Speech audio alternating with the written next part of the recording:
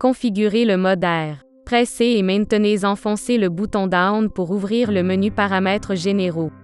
La première option du menu Paramètres généraux est Mode de plongée. Appuyez sur le bouton Select pour choisir cette option. La première option du menu Mode de plongée est Air. Appuyez sur le bouton Select pour choisir cette option. L'ordinateur affiche le menu Paramètres généraux.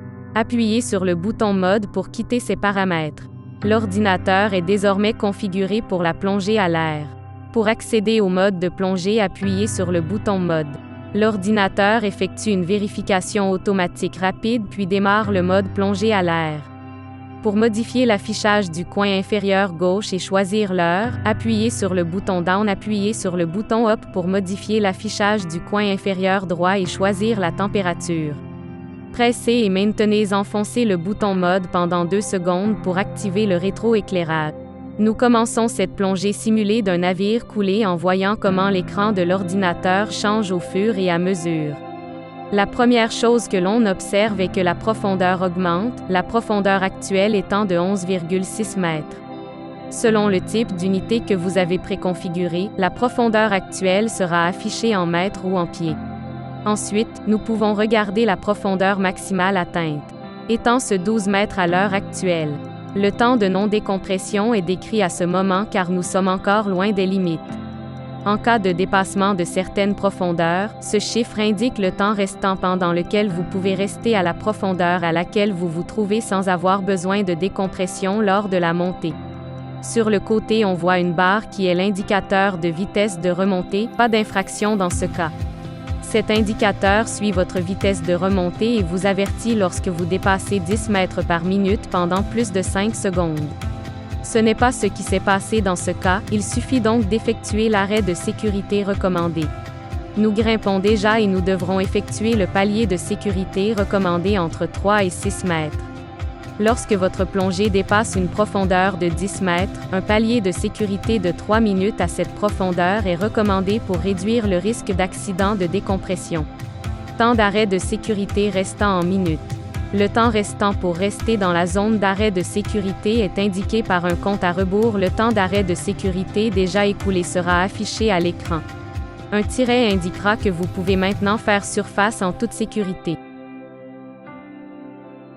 Après la plongée, toute remontée à une profondeur inférieure à 1,2 m, 4 pieds provoquera l'activation automatique du mode surface à l'écran. L'écran indique que vous êtes à la surface depuis 6 minutes, après une plongée de 35 minutes. La profondeur maximale était de 28,5 m, la profondeur actuelle est de 0 m. Le symbole avion situé dans le coin supérieur droit et la valeur d'interdiction de vol au centre indiquent que vous ne devez pas prendre l'avion, ou monter en altitude, pendant 14h28. Cette valeur continuera de décroître jusqu'à minuit, vous pourrez alors prendre l'avion en toute sécurité. Le symbole « Attention » signifie que vous devez prolonger le temps d'intervalle à la surface. Lorsque l'écran affiche le symbole d'erreur, cela signifie que vous n'avez pas respecté le plafond de décompression. Configurez le mode Nitrox. Pressez et maintenez enfoncé le bouton Down pour ouvrir le menu Paramètres généraux.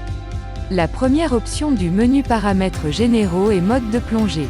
Appuyez sur le bouton Select pour choisir cette option. La première option du menu Mode de plongée est Air. Appuyez sur le bouton Up pour choisir Nitrox. Pressez le bouton Select pour choisir cette option. L'ordinateur affiche le menu Paramètres généraux. Appuyez sur le bouton Mode pour quitter ces paramètres.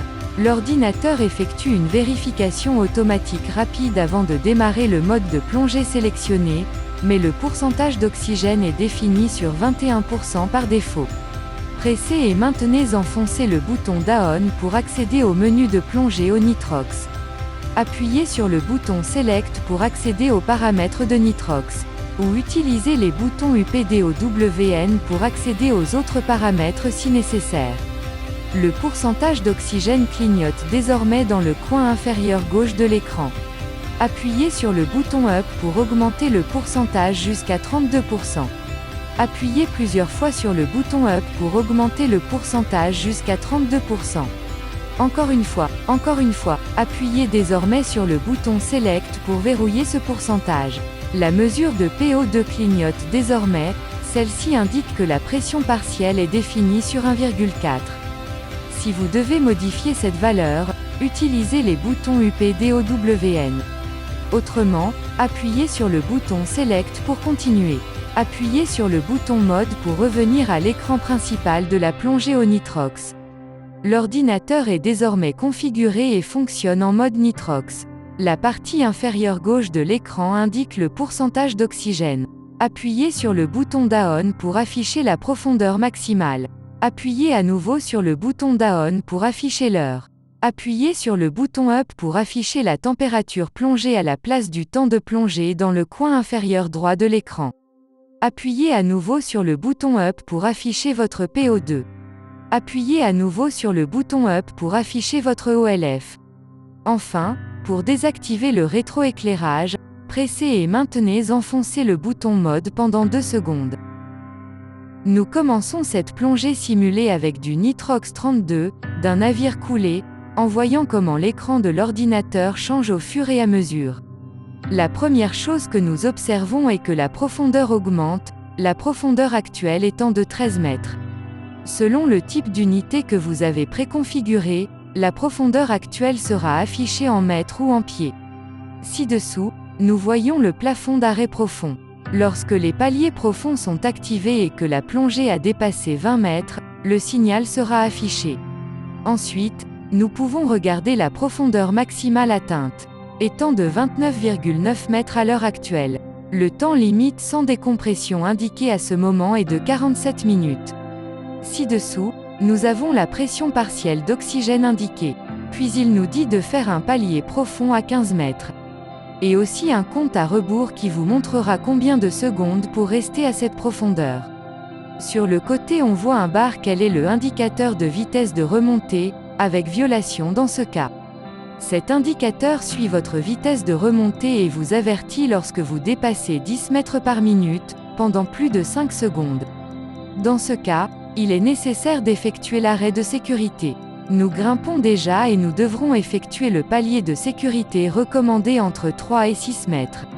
L'écran affiche 2 flèches indiquant la profondeur correcte pour le faire. Le temps restant pour rester dans la zone d'arrêt de sécurité est indiqué par un compte à rebours. Le temps d'arrêt de sécurité déjà écoulé sera affiché à l'écran. Un tiret indiquera que vous pouvez maintenant faire surface en toute sécurité. Après la plongée nitrox, toute remontée à une profondeur inférieure à 1,2 m, 4 pieds provoquera l'activation automatique du mode surface à l'écran. L'écran indique que vous êtes à la surface depuis 6 minutes, après une plongée de 35 minutes. La profondeur maximale était de 28,5 mètres, la profondeur actuelle est de 0 m. Le symbole avion situé dans le coin supérieur droit et la valeur d'interdiction de vol au centre indiquent que vous ne devez pas prendre l'avion, ou monter en altitude, pendant 14h28. Cette valeur continuera de décroître jusqu'à minuit, vous pourrez alors prendre l'avion en toute sécurité. Le symbole « Attention » signifie que vous devez prolonger le temps d'intervalle à la surface. Lorsque l'écran affiche le symbole d'erreur, cela signifie que vous n'avez pas respecté le plafond de décompression. Consultez le journal de plongée, appuyez sur le bouton Mode pour ouvrir le menu des modes de plongée. Appuyez rapidement sur le bouton Mode dans la seconde qui suit pour faire défiler le menu jusqu'à Journal de plongée. Appuyez à nouveau rapidement sur le bouton Mode pour faire défiler le menu jusqu'à Journal de plongée. Encore une fois, l'ordinateur affiche les informations de votre dernière plongée sur 3 écrans différents. Ce premier écran indique votre profondeur maximale, l'heure, la date et le temps de plongée. Le A vous indique que vous avez effectué une plongée en mode air et sous ce symbole s'affiche le nombre de plongées successives. Appuyez sur le bouton Select pour afficher le prochain écran. Cet écran indique la profondeur maximale, le temps passé en surface depuis la précédente plongée, la profondeur moyenne et la pression consommée, si celle-ci était activée. Appuyez sur le bouton Select pour afficher le prochain écran. Le troisième écran indique la température de l'eau, la pression de la bouteille, si celle-ci est activée, ainsi que le profil de plongée graphique. Appuyez plusieurs fois sur le bouton Up pour visionner la plongée. Vous pouvez maintenir enfoncé le bouton Up pour effectuer une avance rapide, et l'arrêter en appuyant à nouveau sur le bouton Up. Appuyez sur le bouton Up jusqu'à ce que vous atteigniez la fin de la plongée. Encore une fois, encore une fois, encore une fois. Pour naviguer vers la prochaine plongée du journal, appuyez sur le bouton Up. Paramètres de base. Pressez et maintenez enfoncé le bouton Down pendant 2 secondes pour accéder au menu Paramètres généraux. Le menu Paramètres généraux comporte plusieurs sous-menus, le premier étant Mode de plongée. Appuyez sur le bouton Up pour faire défiler les autres options.